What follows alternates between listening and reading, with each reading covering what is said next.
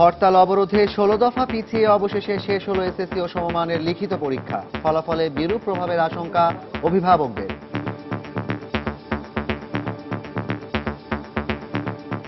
2 মাস অনেক হয়রানির মধ্যে আমরা আসলে পরীক্ষাটা দিয়েছি। খুব সমস্যা হয়েছে হরতালের মধ্যে পরীক্ষা দিতে, তো ফাইনালি আজকে শেষ হয়ে গেল, অনেক খুশি আজকে। গ্যাপের জন্য, তারপরে এই পরিস্থিতির কারণে এটার জন্য তো একটু সমস্যা আমাদের হলো। শিক্ষামন্ত্রী যখনই ডেট জানানো তারপরে কিন্তু বাচ্চারা বই নিয়ে বসে, তার আগে গ্যাপেও বই নিয়ে বসে নাই।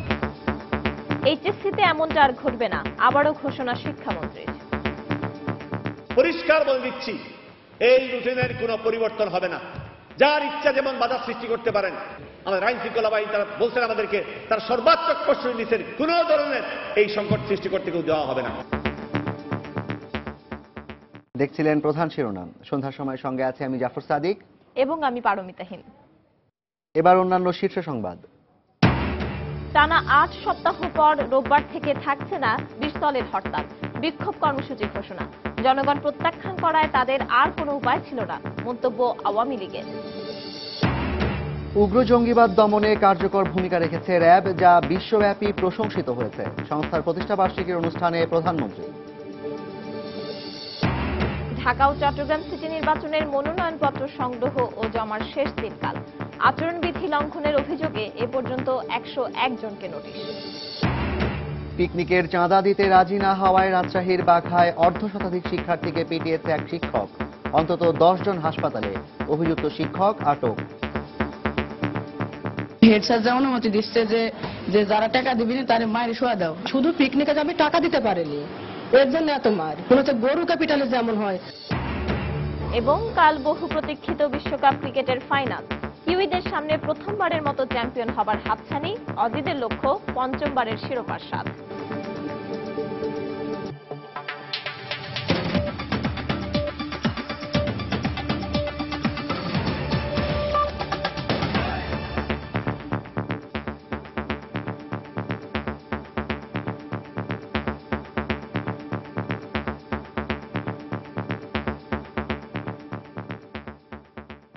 বিএনপি জোটের টানা অবরোধ আর দফায় দফায় হরতালের মধ্যেই আজ শেষ হলো মাধ্যমিক স্কুল সার্টিফিকেট, এসএসসি ও সমমানের লিখিত পরীক্ষা। শিক্ষা মন্ত্রণালয়ের রুটিন অনুযায়ী পরীক্ষা শেষ হওয়ার কথা ছিল 10 মার্চ। রাজনৈতিক কর্মসূচির কারণে 16 দফায় পিছিয়ে প্রায় 2 মাসে শেষ হলো এই পরীক্ষা।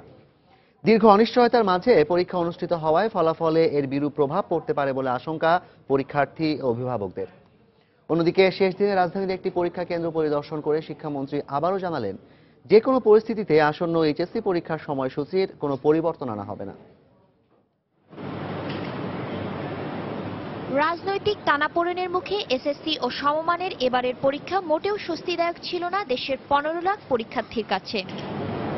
টানা হরতাল অবরোধের কারণে শুরুতেই 2 ফেব্রুয়ারির পরীক্ষা 4 দিন পিছিয়ে শুরু হয় 6 ফেব্রুয়ারি।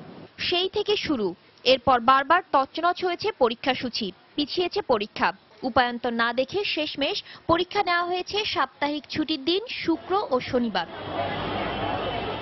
এতে যথাযথ সময়ে পরীক্ষা শেষ তো করা যায়নি, বরং এলোমেলো হয়েছে পরীক্ষার্থীদের প্রস্তুতি, যার প্রভাব ফলাফলের উপর পড়ার শঙ্কা তাদের।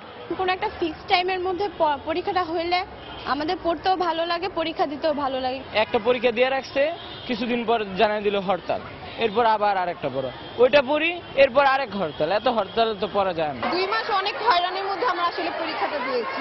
ভালো রেজাল্টের আশা করছি, যদিও জানি না এইভাবে পরীক্ষা দিয়ে কতটা ভালো হবে। সমস্যা হয়েছে হরতালের মধ্যে পরীক্ষা দিতে, তো ফাইনালি আজকে শেষ হয়ে গেল, অনেক খুশি আজকে। ছেলেমেয়েদের শিক্ষা জীবন নিয়ে আতঙ্কিত অভিভাবকরাও। শিক্ষামন্ত্রী যখনই ডেট জানানো তারপরে কিন্তু বাচ্চারা বই নিয়ে বসে, তার আগে গ্যাপেও বই নিয়ে বসে। এই পরিস্থিতির কারণে এটার জন্য তো একটু সমস্যা আমাদের হলো, যেটা আর একটু আগে শেষ হলে বাচ্চারা আর একটু বেশি সময় পেত। প্রথম একটু টেনশন ছিল যে কোনো দুর্ঘটনা ঘটে, একটু তো ভয় ছিল। এখন আর এসব নাই, এখন মানুষের গাছ হয়ে গেছে, আমাদেরও হয়ে গেছে। এদিকে শনিবার রাজধানীর একটি স্কুলে এক আলোচনা সভায় শিক্ষামন্ত্রী জানান, আসন্ন এইচএসসি পরীক্ষার সময়সূচিতে কোনো পরিবর্তন আনা হবে না। আমাদের এইচএসসি এবং সমমানের পরীক্ষা যেন সফল হয়, সার্থক হয়, নিরাপদে হয়, আমাদের ছেলেমেয়েরা যেন নিরাপদে যাতায়াত করতে পারে, তার জন্য যে যেখানে আছেন সবাই সহযোগিতা করবেন। আর জেলা 2 এপ্রিলের ব্যবহারিক পরীক্ষার মধ্য দিয়ে আনুষ্ঠানিকভাবে শেষ হবে 2015 সালের এসএসসি পরীক্ষা। এছাড়া 11 মার্চ বাতিল হওয়া দাখিলের উচ্চতর গণিত পরীক্ষাটি নেওয়া হবে 3 এপ্রিল। সাতিরা শারমিন, সময় সংবাদ, ঢাকা। সারা দেশব্যাপী টানা 8 সপ্তাহ হরতালের পর রোববার থেকে আর থাকছে না হরতাল কর্মসূচি। বিএনপি নেতৃত্বাধীন 20 দলীয় জোট বিভিন্ন দাবিতে টানা অবরোধ ও হরতাল ঘোষণা দিয়ে আসলেও শনিবার বিকেলে পাঠানো বিবৃতিতে হরতালের কোনো উল্লেখ নেই। বিএনপির যুগ্ম মহাসচিব বরকতুল্লাহ বুলুর সই করা বিবৃতিতে বলা হয়, 29শে মার্চ রোববার দেশব্যাপী সকল জেলা, উপজেলা, থানা, পৌরসভা ও সকল মহানগরের থানায় থানায় 20 দলীয় জোটের বিক্ষোভ মিছিল অনুষ্ঠিত হবে। শনিবার পাঠানো প্রথম বিবৃতিতে হরতালের কোনো উল্লেখ ছিল না। অবরোধ চলবে কিনা তাও স্পষ্ট ছিল না। তবে 2 ঘন্টার ব্যবধানে সন্ধ্যায় পাঠানো দ্বিতীয় বিবৃতিতে অবরোধ কর্মসূচি চলমান থাকবে বলে উল্লেখ করা হয়। গত 1 ফেব্রুয়ারি থেকে শুক্রবার ও শনিবার বাদে টানা 8 সপ্তাহ ধরে দফায় দফায় হরতাল কর্মসূচি ঘোষণা করে বিএনপি নেতৃত্বাধীন 20 দলীয় জোট।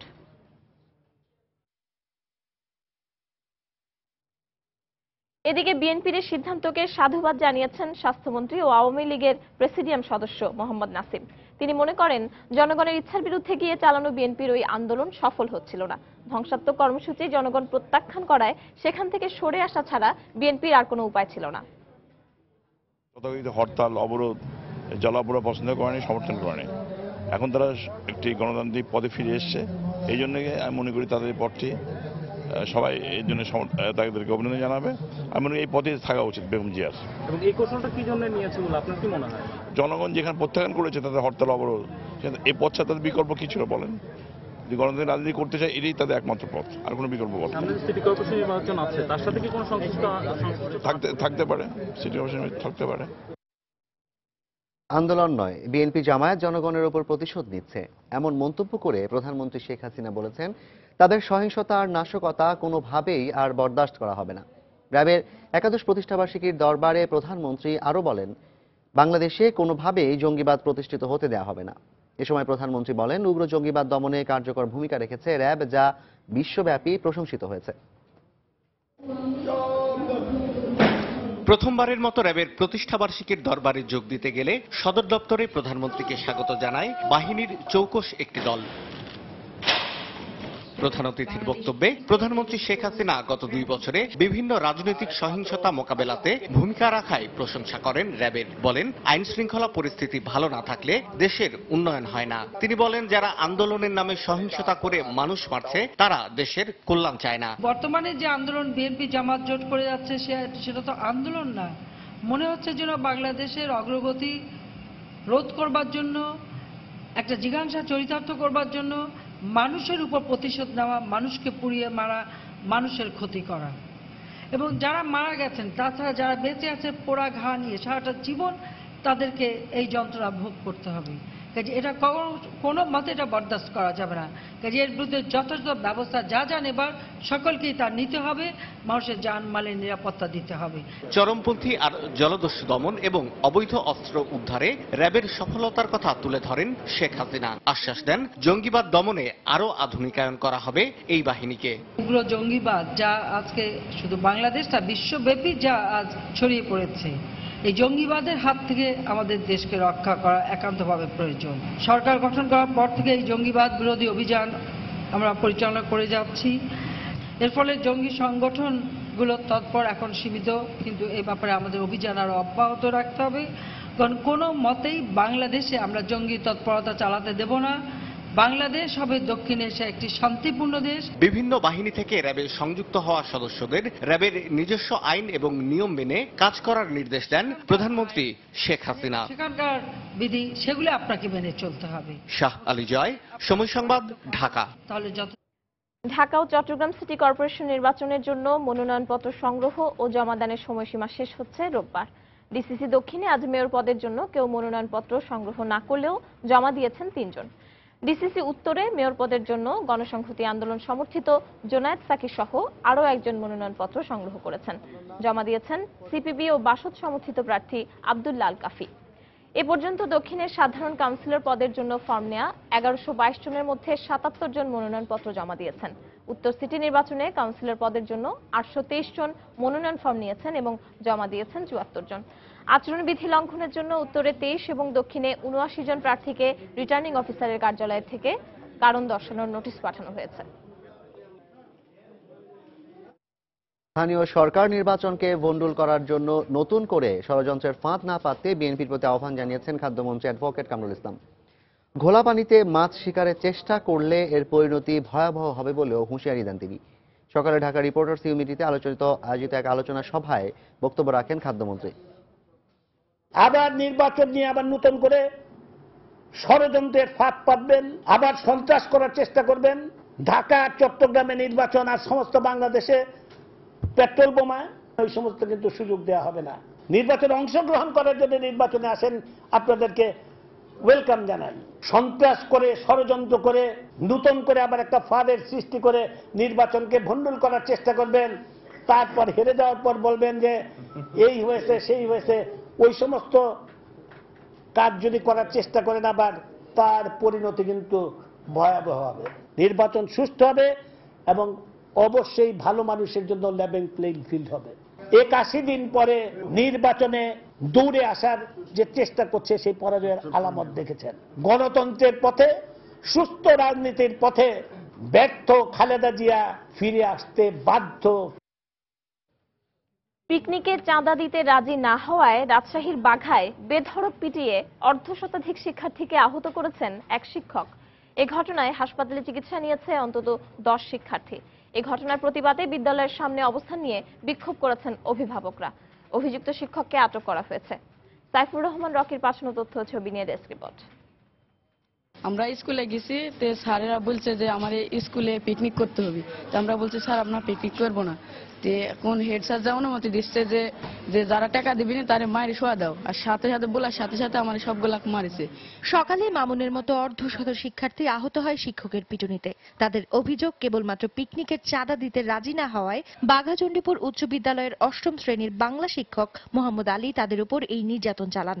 আমাদের মূল কারণ পিকনিকের টাকা দেয়নি, সেজন্য আমাদের মারছে। 40 জন কি 50 জন ছাত্রছাত্রী ছিলাম, আমরা সবাইকে মারছে। এক মেয়েকে হুকুম করছে যে ব্যাট নিয়ে আসো, আইনি সবাই 3টা ব্যাট একটি করে সবাইকে মারছে। মার তো এখন কম দেখাচ্ছে। যখন আমি নামেছি মনে হচ্ছে গরু ক্যাপিটালে যেমন হয়, আমার ছেলে শিখরে, আমার ছেলের বাপ নাই, আজ 1 বছর হলো বাপ মারা গেছে। এই ঘটনায় অভিযুক্ত শিক্ষককে পুলিশি হেফাজতে নেওয়া হয়েছে। আমরা ছাত্র শিক্ষক অভিভাবকদের সবার সাথে কথা বলে সেইখানে পরিস্থিতি নিয়ন্ত্রণ করি এবং অবরুদ্ধ শিক্ষক মোহাম্মদ আলীকে চণ্ডীপুর হাই স্কুল থেকে উদ্ধার করে আমরা পুলিশ হেফাজতে নিয়ে এখন থানায় রাখছি। এই ঘটনায় ক্ষুব্ধ হয়ে ওঠেন অভিভাবকেরা। বাঘাবাজার এলাকায় মানববন্ধন ও মিছিল করেন তারা। এ সময় তারা দোষী শিক্ষকের দৃষ্টান্তমূলক শাস্তির দাবি করেন। বাঘাচণ্ডীপুর উচ্চ বিদ্যালয় থেকে রোববার শিক্ষার্থীদের নিয়ে পিকনিকে যাওয়ার নোটিশ দেওয়া হয়েছিল। তারই প্রেক্ষিতে চাঁদা তোলাকে কেন্দ্র করে এই ঘটনা ঘটে। সময় সংবাদ, রাজশাহী। সন্ধ্যার সময় আরো থাকছে। খুলনায় ট্রাক চাপায় স্কুল ছাত্রী নিহত। নারায়ণগঞ্জের সড়ক দুর্ঘটনায় পোশাক শ্রমিক নিহতের প্রতিবাদে বাসে আগুন, ভাঙচুর, সড়ক অবরোধ।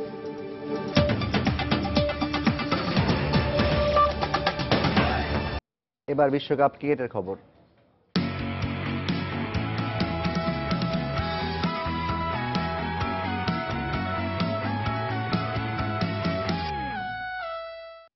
মঞ্চ প্রস্তুত অস্ট্রেলিয়া ও নিউজিল্যান্ডও।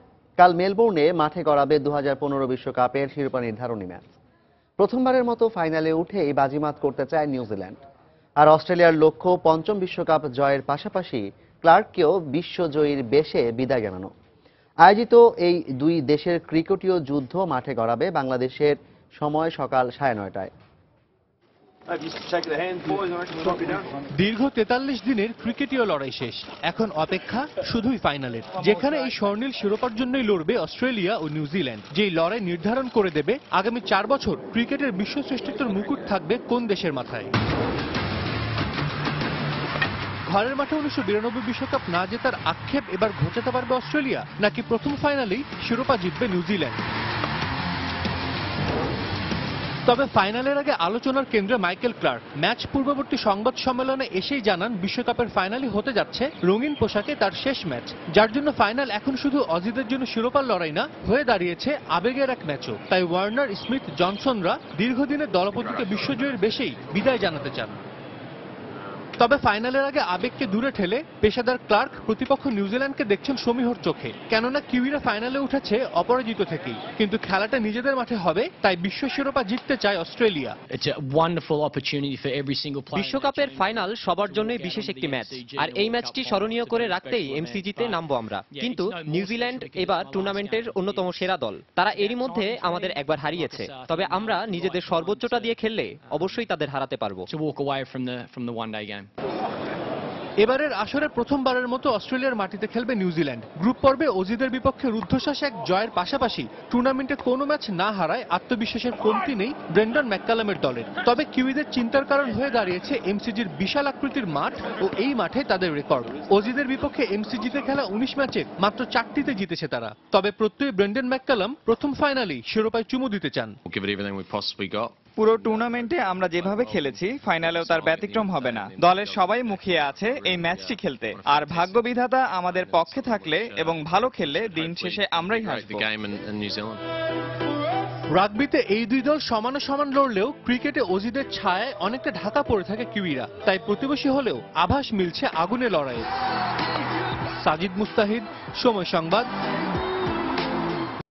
সিটি নির্বাচনে অংশ নিয়ে স্বাভাবিক রাজনীতিতে ফিরে আসার সুযোগ রয়েছে বিএনপির, এ অভিমত বিশিষ্টজনদেরও। সকালে রাজধানীর ইঞ্জিনিয়ার্স ইনস্টিটিউশন মিলনায়তনে সম্মিলিত নাগরিক সমাজ আয়োজিত জাতীয় কনভেনশনে বক্তব্য রাখেন বিশিষ্ট নাগরিকরা। এ সময় তারা বলেন, বাংলাদেশের স্বাধীনতা সার্বভৌমত্বকে হুমকির মুখে ফেলতে গভীর ষড়যন্ত্র চলছে। এসব ষড়যন্ত্র রুখতে জাতীয় ঐক্যের বিকল্প নেই। মানুষ হত্যা করে রাজনীতি হয় না, সেটা যতবারই বলা হয়, কিন্তু আমরা দেখছি বর্তমানে রাজনীতির যে মেইনস্টে, যে মূল যে ভিত্তি, সেটি সন্ত্রাসে পরিণত হয়েছে। কোন রাজনীতি টিকে থাকতে পারে না যার ভিত্তি জনগণকে বাদ দিয়ে সন্ত্রাস বা পেট্রোল বোমাকে নির্ভর করে তৈরি হয়। এটি আসলে অবরোধ এবং রাজনৈতিক কোনো কর্মসূচি না, এটা হলো ভাঙচুরের রাজনীতি, জনগণকে বিপদে ফেলার রাজনীতি। সিটি নির্বাচনের একটা খুব সুযোগ এসছে।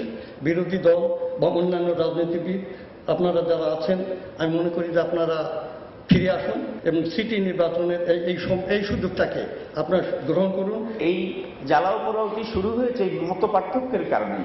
মত পার্থক্যটি হলো যে আমরা যখন নির্বাচনে যাব, ওই নির্বাচনের সময় আমার দলটি যেন একটি কৌশলগত উপরের অবস্থানে থাকে, এটি হলো প্রবলেম। লেভেল প্লেইং ফিল্ডে কেউ যেতে চায় না। এটি কিন্তু একটি ষড়যন্ত্র, এই কথা আমি স্মরণ করিয়ে দেব। যে ষড়যন্ত্র সূত্রপাত ছিল 71 সালে, এই 90 জায়গাদেরকে চিহ্নিত করতে হবে। কে পেট্রোল বোমা মারছে, কে তাকে পয়সা দিচ্ছে, কে তাকে উদ্বুদ্ধ করছে। পরাধীনতার শৃঙ্খল ভেঙে দেশমাতৃকার মুক্তির জন্য নিজের সবটুকু হারানো বীরাঙ্গনাদের দুঃখগাঁথার গল্প এখন থেকে জানবে নতুন প্রজন্ম। এ বিষয়ে আদালত থেকে দেয়া হয়েছে নির্দেশনা, আর সেই নির্দেশনা মেনে আগামী বছর থেকে স্কুল কলেজের পাঠ্য বইয়ে বীরাঙ্গনাদের অবদানের কথা অন্তর্ভুক্ত করার পরিকল্পনা নিয়েছে সরকার। তবে ইতিহাসবিদদের অভিমত, জাতির অবদান প্রজন্ম থেকে প্রজন্মে ধারণ করতে হলে শিক্ষার সব স্তরে বীরাঙ্গনাদের অবদানের কথা তুলে ধরা প্রয়োজন। বিস্তারিত মৌসুম ইসলামের রিপোর্টে। রোগের মধ্যে উঠাইছে, উঠানোর পরে দেখি যে অনেক মেয়েরা, ওটা কাপড় চোপড় বলতে কিচ্ছুই নাই। তখন আমি কই কি মরে যাবো, টাইম মাইয়া কয় কি মরবি কিলে, আপনারা বাচ্চা থেকে ওর প্রতিবাদ করুন। দেশের জন্য সব হারাইলাম, আমি কিছুই পেলাম না। বীরাঙ্গনা, যার মানে বীরের মতো লড়াই করে বাঁচে যে নারী। ঠিক তাই, কারণ সমাজ, রাষ্ট্র কিংবা পরিবারের শত অবহেলা আর বঞ্চনা সহ্য করেই বেঁচে আছেন দেশের জন্য লাল সবুজের পতাকা ছিনিয়ে আনা হতভাগ্য এই বীর নারীরা। দেশ স্বাধীনের পর থেকে কেবল বীরাঙ্গনা উপাধিটুকু দিয়ে রাষ্ট্র পালন করেছে তার দায়িত্ব, কিন্তু আশার কথা স্বাধীনতার 4 দশক পরে এসে তাদেরকে মুক্তিযোদ্ধা হিসেবে সম্মানিত করা হয়েছে। পাশাপাশি বীর মুক্তিযোদ্ধাদের মতো বীরাঙ্গনাদের জীবন আর বীরত্বের গল্প এখন অন্তর্ভুক্ত করা হবে স্কুল কলেজের পাঠ্য বইয়ে। আশা করেছিলাম যে জাতি জানবে এবং জাতি স্বীকৃতি দেবে, অন্তত যত কিছু ঘটনা তাদের কাছে জমা আছে সেইভাবেই যেন এই বিষয়টিকে পাঠ্যপুস্তকে আনা হোক। আদালতের নির্দেশনা মেনে শিক্ষামন্ত্রী নুরুল ইসলাম নাহিদ জানালেন, সব প্রক্রিয়া শেষে আগামী বছরের পাঠ্যসূচিতেই বীরাঙ্গনাদের উপাখ্যান জানতে পারবে শিক্ষার্থীরা। তারা কিভাবে ত্যাগ করছেন, কষ্ট করছেন, তাদের জীবনটা কি দুঃবিষহ ছিল, এই বিষয়টাকে সম্মান করে সেই দৃষ্টিভঙ্গি আমি নিয়ে আসবো। নেক্সট যখন আমরা চেঞ্জ করবো তখনই করবো। যদি আগামী বছর করা যায়, যদি আমার বই ছাপা হয়ে যায় তাহলে পরের বার দিব। এদিকে বীরাঙ্গনাদের জীবন, অবদান, ত্যাগ, তিতিক্ষার কথা যেন অনভিজ্ঞ এবং রাজনৈতিক দৃষ্টিকোণ প্রভাবিত কোনো ব্যক্তিদের দিয়ে লিখানো না হয় সেই তাগিদ দেন এই ইতিহাসবিদ। শুধু স্কুল কলেজের পাঠ্যপুস্তকে নয়, বিশ্ববিদ্যালয় পর্যায়ে একটি কোর্স অবশ্য পাঠ্য থাকা দরকার। গত বছরের 30 ডিসেম্বর মুক্তিযোদ্ধাদের অবদানের পাশাপাশি বীরাঙ্গনাদের অবদানের কথা স্কুল কলেজের পাঠ্যসূচিতে অন্তর্ভুক্ত করার নির্দেশ দেন আন্তর্জাতিক অপরাধ ট্রাইব্যুনাল। মৌসুমী ইসলাম, সময় সংবাদ, ঢাকা। খুলনায় সড়ক দুর্ঘটনায় এক স্কুল ছাত্রী নিহত হয়েছে। নারায়ণগঞ্জে বাস চাপায় নিহত হয়েছেন এক পোশাক শ্রমিক। এই ঘটনার প্রতিবাদে বাসে আগুন, ভাঙচুর ও মহাসড়ক অবরোধ করে রাখে বিক্ষুব্ধ শ্রমিকরা। পুলিশ জানিয়েছে, দামোদর হাই স্কুলের নবম শ্রেণীর ছাত্রী ফাহিমা ও নাইমাকে নিয়ে স্কুল থেকে বাড়ি ফিরছিলেন তাদের বাবা। এ সময় ফুলতলার দামোদর এলাকায় একটি ট্রাক তাদেরকে পেছন থেকে ধাক্কা দিলে 3 জনই আহত হন। পরে তাদের হাসপাতালে নেওয়া হলে কর্তব্যরত চিকিৎসক ফাহিমাকে মৃত বলে জানায়। নাইমার অবস্থা আশঙ্কাজনক বলে জানিয়েছেন চিকিৎসক।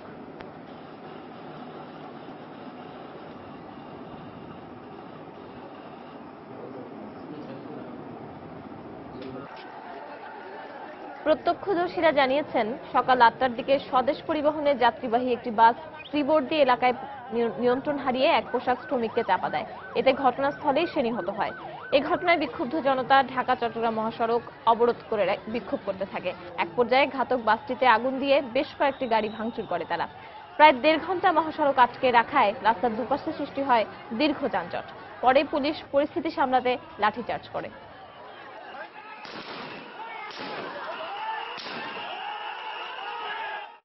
চট্টগ্রাম বন্দর সহ তেল স্থাপনায় নাশকতার পরিকল্পনার সঙ্গে জড়িত থাকার অভিযোগে পতেঙ্গা শিবির সভাপতি ফজলুর রহমান সহ 6 জনকে আটক করেছে পুলিশ। গত রাতে পতেঙ্গা ও বন্দর এলাকায় অভিযান চালিয়ে তাদের আটক করা হয়। সংবাদ সম্মেলনে পুলিশ জানায়, গোপন সংবাদের ভিত্তিতে গত রাতে পতেঙ্গা থেকে ফজলুরকে আটক করা হয়। পরে তার দেওয়া স্বীকারোক্তি অনুযায়ী বন্দরের বিভিন্ন স্থান থেকে 5 জনকে আটক করে পুলিশ। এ সময় তাদের কাছ থেকে বিপুল পরিমাণ জিহাদি বই উদ্ধার করা হয়। তাদের জিজ্ঞাসাবাদের জন্য আদালতে রিমান্ড আবেদন করেছে পুলিশ। এদিকে গত 22 ফেব্রুয়ারি এ পরিকল্পনার প্রধান শিবিরের কেন্দ্রীয় নেতা এনামুল কবির আদালতে স্বীকারোক্তিমূলক জবানবন্দিতে অপারেশনাল প্রধান হিসেবে ফজলুর রহমানের নাম প্রকাশ করে। এ ঘটনার সঙ্গে জড়িত আরও 14 জন পলাতক রয়েছে বলে জানিয়েছে পুলিশ।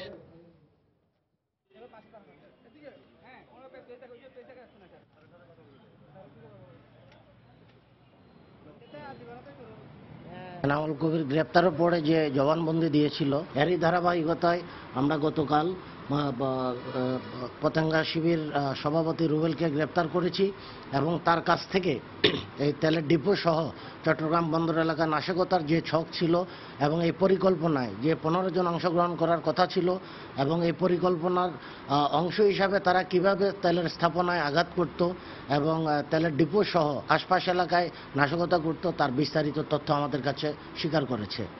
দিল্লির আম আদমি পার্টির অন্যতম 2 প্রতিষ্ঠাতা সদস্য যোগেন্দ্র যাদব ও প্রশান্ত ভূষণকে দল থেকে বহিষ্কার করা হয়েছে। দলের জাতীয় আহ্বায়ক ও মুখ্যমন্ত্রী অরবিন্দ কেজরিওয়ালের বিরুদ্ধে ষড়যন্ত্রের অভিযোগে তাদের বিরুদ্ধে এ পদক্ষেপ নিয়েছে দলটি। শনিবারের জরুরি বৈঠকে এই 2 বিদ্রোহী সদস্যকে জাতীয় নির্বাহী কমিটি থেকে বহিষ্কারের সিদ্ধান্ত নেন অরবিন্দ কেজরিওয়াল। নির্বাহী কমিটির 300 জন সদস্যের মধ্যে 230 জনের সম্মতিতে প্রস্তাব পাশ হয়। বহিষ্কারের পর যোগেন্দ্র যাদব এই সিদ্ধান্তকে গণতন্ত্রের মৃত্যু হিসেবে আখ্যায়িত করেছেন। আর প্রশান্ত ভূষণ নির্দয় স্বৈরশাসক হিসেবে চিহ্নিত করেছেন কেজরিওয়ালকে।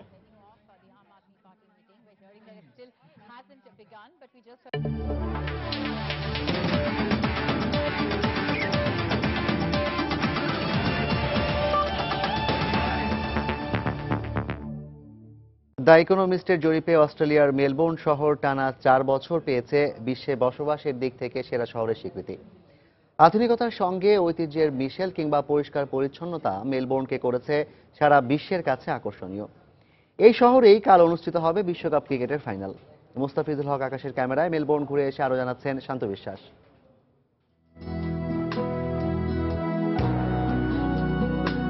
1842 সালে তৎকালীন শাসক কিং উইলিয়াম IV অস্ট্রেলিয়ার ভিক্টোরিয়া রাজ্যে এই মেলবোর্ন শহর প্রতিষ্ঠা করেন, যার মাঝ দিয়ে বয়ে গেছে ইয়ারা নদী।